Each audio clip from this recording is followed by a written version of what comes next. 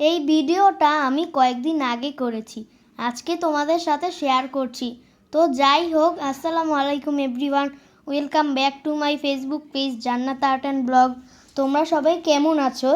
এখানে আমি প্রায় 2 কেজি গরুর মাংস নিয়েছি। তো প্রথমে আমি একটি কড়াইতে তেল গরম করে পেঁয়াজ কুচি দিয়ে দিলাম। পেঁয়াজ কিছুটা ভাজা হলে তেজপাতা, পরিমাণ মতো আদা, রসুন, হলুদ ও মরিচের গুঁড়া, ধনে গুঁড়া, জিরা গুঁড়া, লবণ সব কিছু দিয়ে ভালোভাবে দিয়ে দিব। কিছুক্ষণ কষিয়ে নিব। মশলা কষানোর সময় একটু পানি দিয়ে দিব। তো মশলাগুলো ভালোভাবে কষিয়ে নিলাম।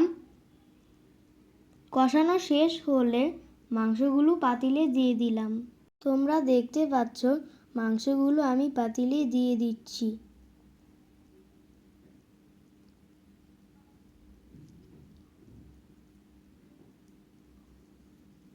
তো আমার মাংসগুলো দেওয়া শেষ হলে একটু নেড়েচেড়ে নিব।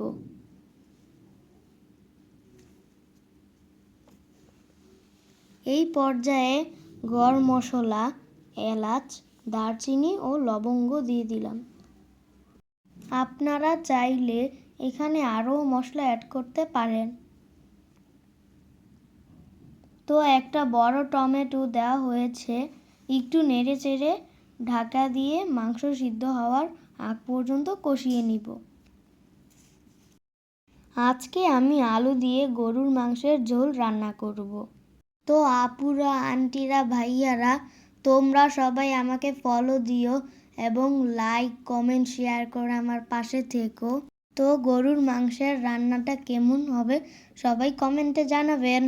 বন্ধুরা, ভয়েস ওভার করার সময় আমি কি বলবো বুঝতে পারি না। আমার মতো তোমাদের কি এরকমের হয়? কমেন্টে জানাবে। তো আমি এই পর্যায়ে বড় সাইজের অনেকগুলো আলু দিয়ে দিলাম। মাংসগুলো নেড়ে চেড়ে ঢাকা দিয়ে দিব।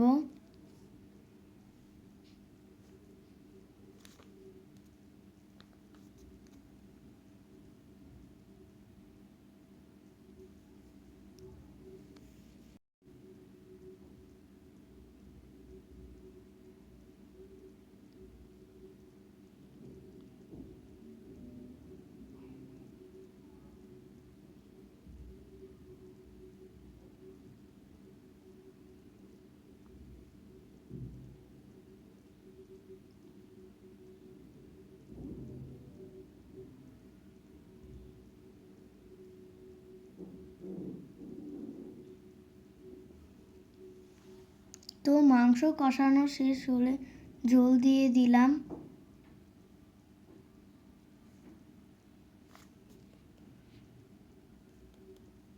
মাংস ও আলু সিদ্ধ হলে শেষের দিকে জিরা ও গরম মশলার গুঁড়ি দিয়ে নামিয়ে ফেলবো।